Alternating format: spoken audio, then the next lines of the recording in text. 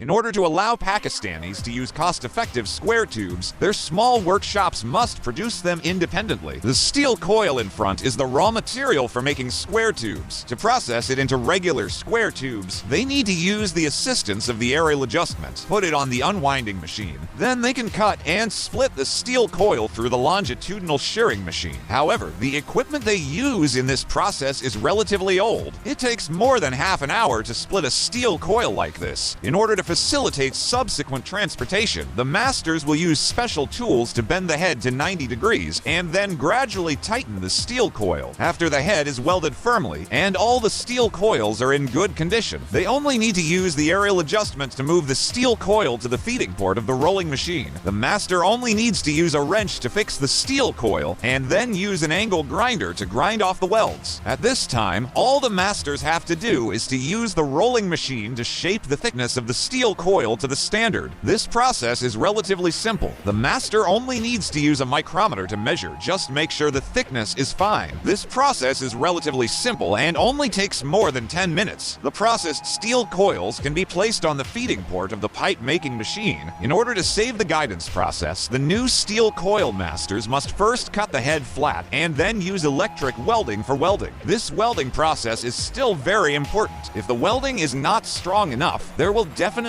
be tearing at the subsequent splicing. Therefore, the master directly uses full welding fixation during welding. After processing the two sections of the interface, the masters only need to adjust the steel coils and then start the pipe making machine for shaping. During this process, the steel coils will gradually rise up on both sides under the suspension pressure of multiple rollers inside. The slow steel coils will be shaped into a round shape. The middle splicing will be welded again by high-frequency welding. Because this process is all fully automated, the production efficiency is still very high. Some shaped and welded steel pipes will be shaped into square pipes by the cold drawing machine. Square pipes are divided into small sections according to standard lengths. Although their production environment is relatively simple and the processing equipment they use are all obsolete, they no longer rely on imports and also provide jobs for local people. After watching the entire process of the production party, what do you think of their production process? If there is a score of 10,